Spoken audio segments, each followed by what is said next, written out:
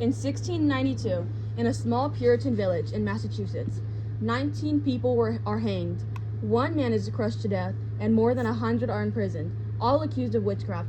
Salem has become a name that echoes through American history, a warning about fear, superstition, and injustice.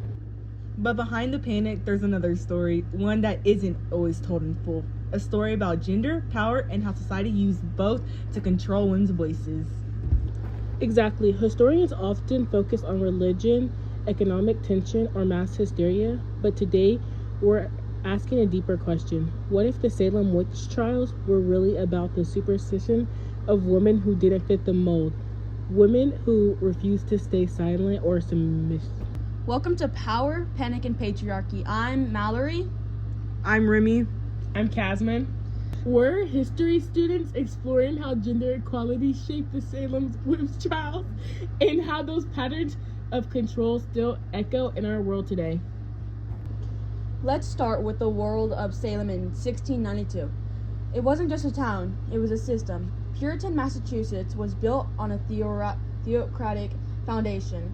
Religion and government weren't separate. They were fused together in a way that defined every part of daily life. And within that system, hierarchy was everything. God above man, man above woman, adult above child. Women were seen as spiritual weaker, more likely to sin, to be tempted, even to be corrupted by the devil. The Puritan ministry, Cotton Mather, famously wrote that the devil's instruments are often women. And that belief wasn't just theoretical, it was social policy. Women couldn't vote, hold office, or own property independently. If married, their identity was legally tied to the man around them. Right, and that made Salem a perfect storm, a community where power and concentrated in male hands, and where women's speech, emotion, and independence were already suspect. And then, when fear arrived, when people started whispering about witches, the ones who got accused were more often than not the women who already stood a little outside the expected roles. Let's look at how it started. In January 1692, the Reverend Samuel Parris's daughter, Betty and niece Abigail Williams, began having strange fits, screaming, claiming to see visions. The community panicked. Doctors couldn't explain it. So the next step was spiritual witchcraft. The first person they accused, Tituba, an enslaved woman in the Parris household. She was vulnerable in every possible sense.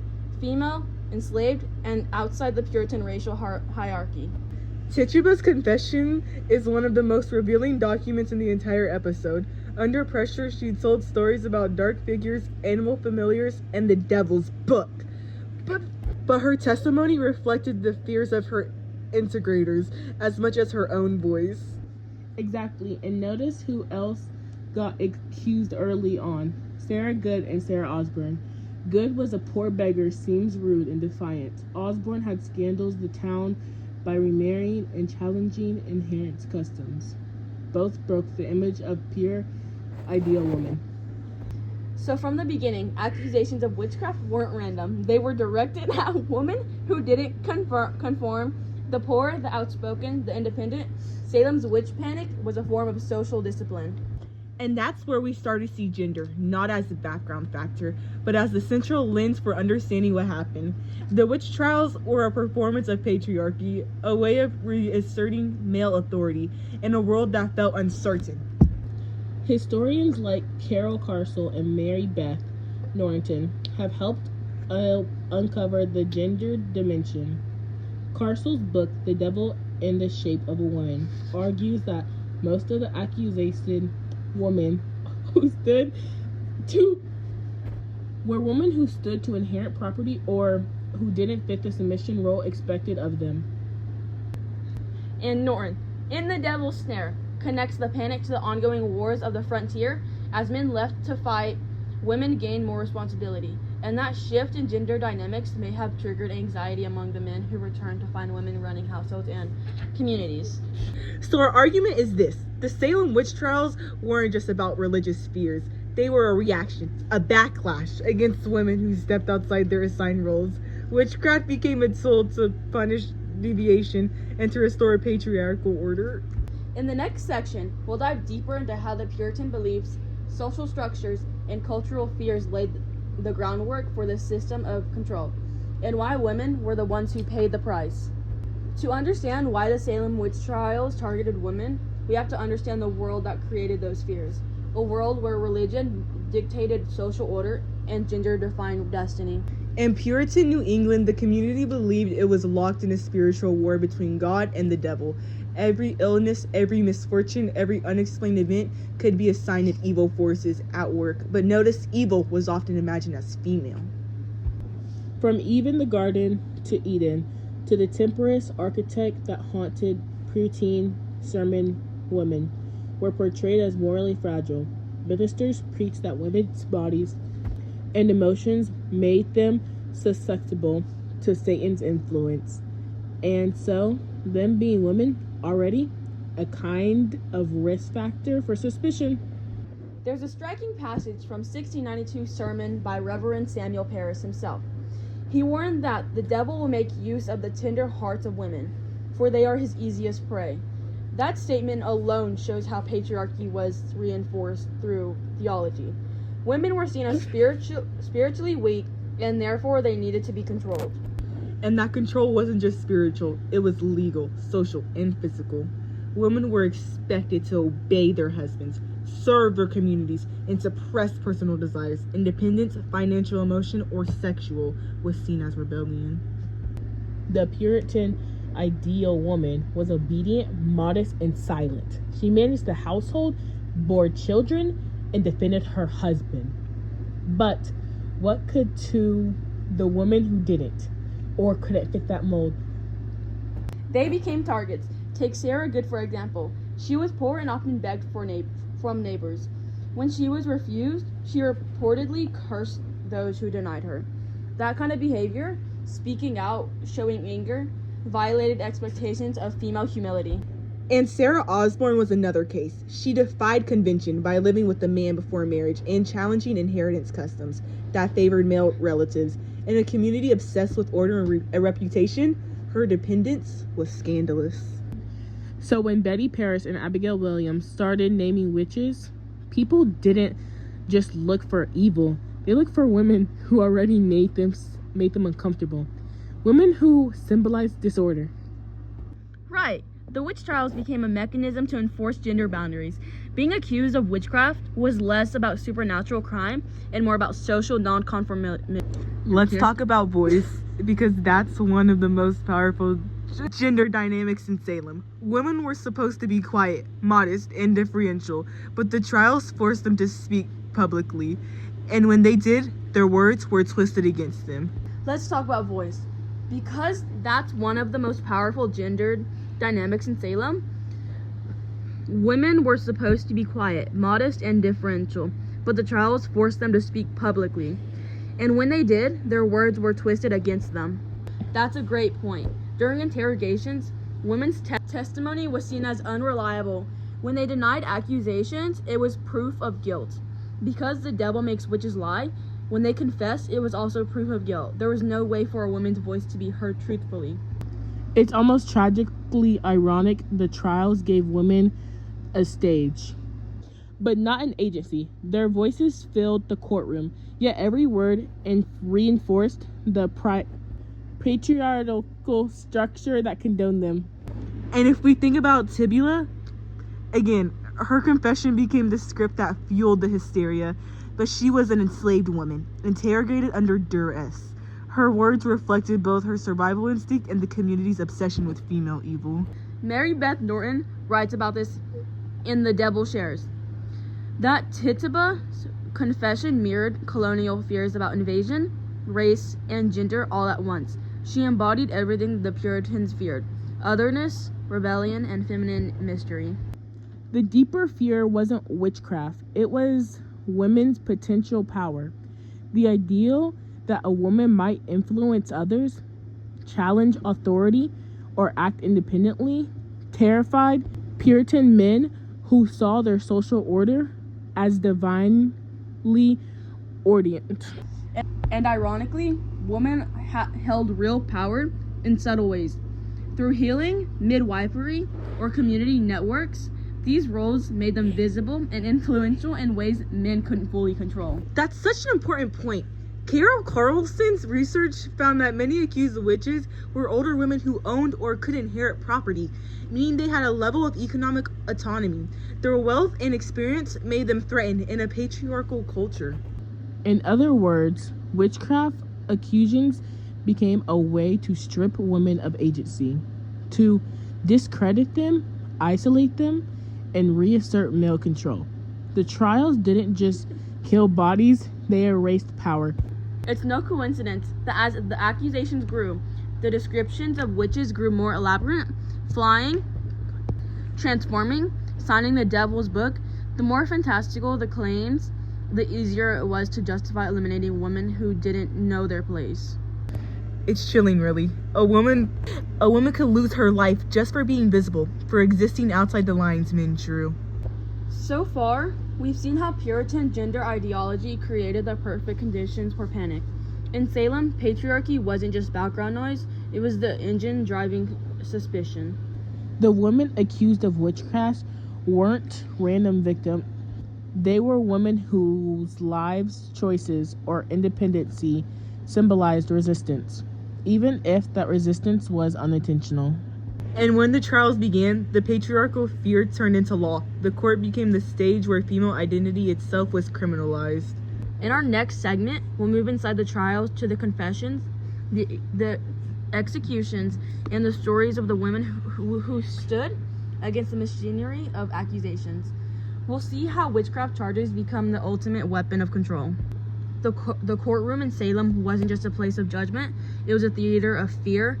Every gesture, every word, every silence could decide whether someone lived or died. And beneath it, all was a single idea. Women's bodies and words could not be trusted. The legal structure itself reinforced that. In 1692, spectacular evidence, the claim that someone's spirit or shape appeared in a victim's vision, was admissible in court. That meant women could be commended not for what they did, but for what others imagined they did. Which is horrifying. It made witchcraft the perfect accusation. It was invincible, unprovable, and deeply gendered. Most of the victims were young girls or women, and most of the witches were older women who represented something threatening: power, experience, independence. Let's take a look at a few of those women. Rebecca Nurse, for example, was 71, a respected member of the community. But when her neighbors accused her, her pity couldn't save her. She had been outspoken, occasionally critical of authority, and that was enough to plant doubt. The transcript of her trial shows how impossible it was for her to defend herself. When she hesitated to answer a question, possibly because she was hard of hearing, the judges took it as a sign of guilt. Silence became defiance.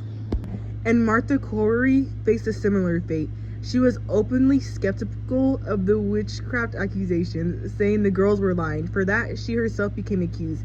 Speaking truth became a death sentence. These women were punished not for practicing witchcraft, but for refusing submission. They questioned authority, male authority, in a time when obedience was considered divine. Now let's talk about confessions. One of the most revealing aspects of the trial, when accused women confessed, they often did so under enormous pressure, physical, emotional, or spiritual.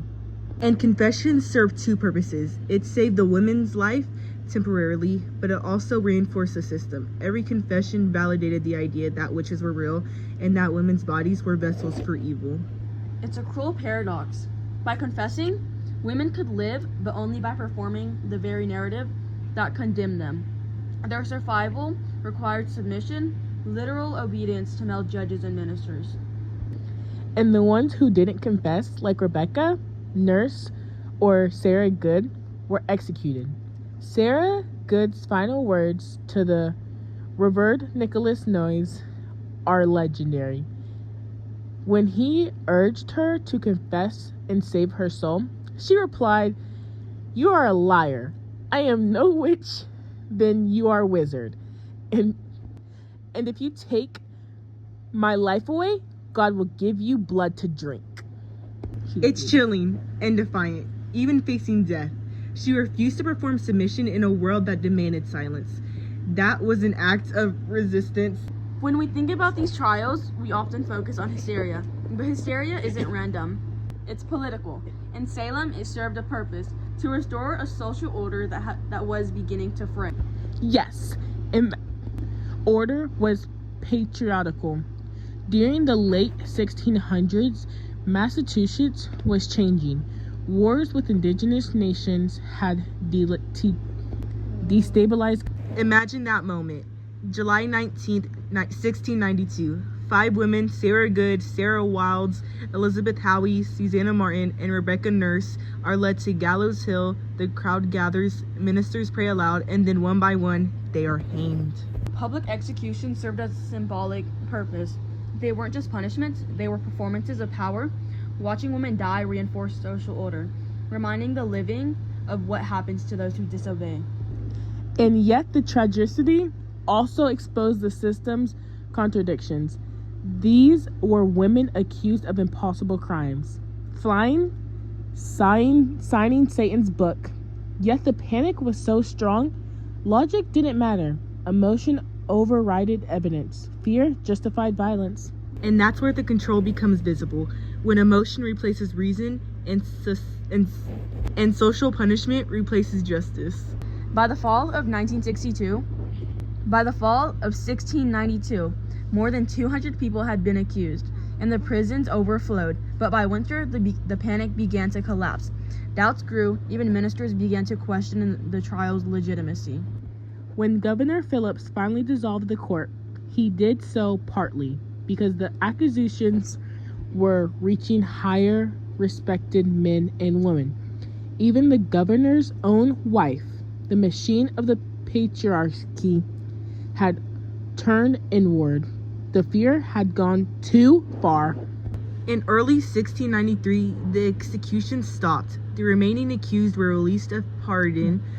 The community began to reckon with what it had done, but the damage to lives, to families, to collective conscience was irreversible. And yet, it's telling that even after the trials ended, a few men were held accountable. The judges expressed sorrow, but not guilt. Ministers called for forgiveness, but not reform. The structures that made the trial possible, the gender hierarchy, the silencing of women, remained in place.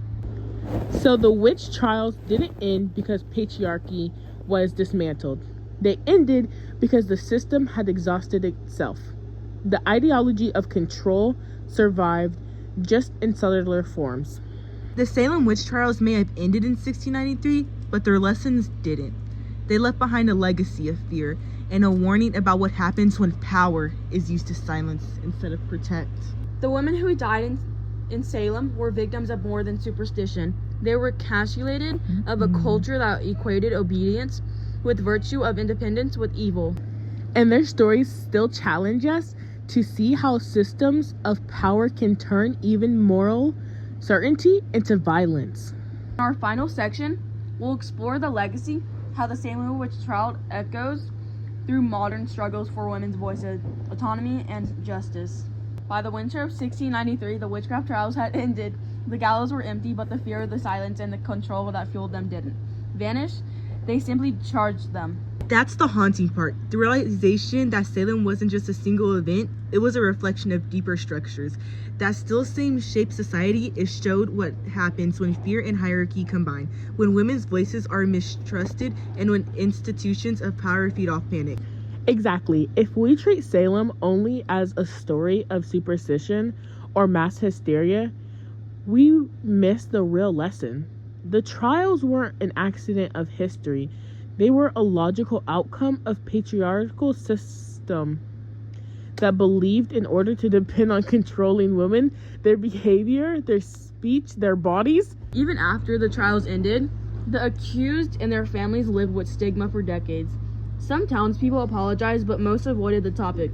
And the women who had spoken out, who had questioned, doubted, or resisted, were erased from the narrative. That erasure itself is a powerful when women are punished for speaking and then forgotten for surviving. The silence becomes part used in politics today, often by people in power to dismiss accountability.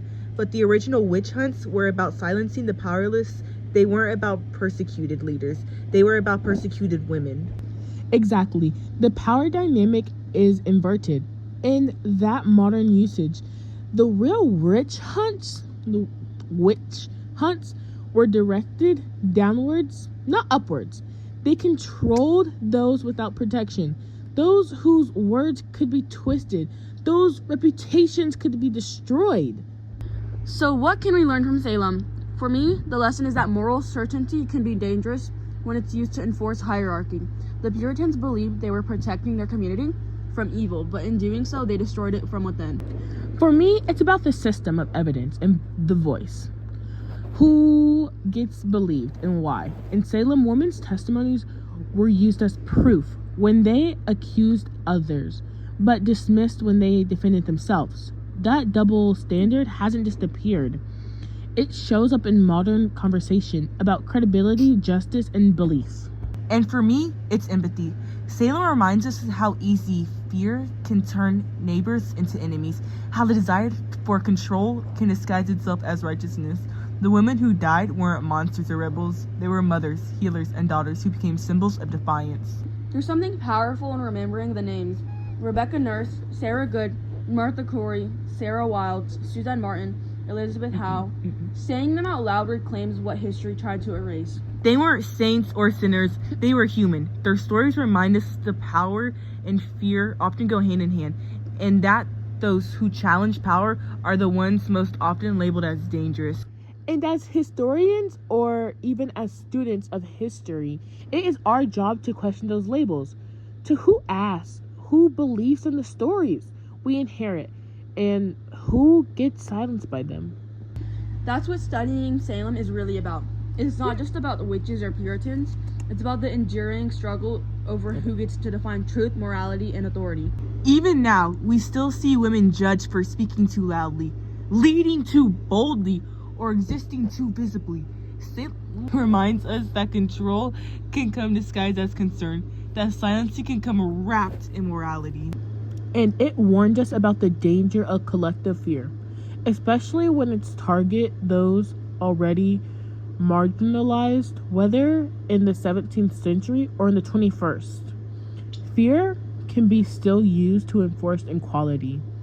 But maybe remembering Salem, truly remembering it, gives us a chance to break that cycle, to see how history's warnings apply to us, and to use empathy as a kind of antidote to fear. So as we close, let's return to our argument that the Salem witch trials were not simply a tragedy of superstition, but a deliberate act of social control. They punished women who defied the patriarchal order, and in doing so, reinforced that very order.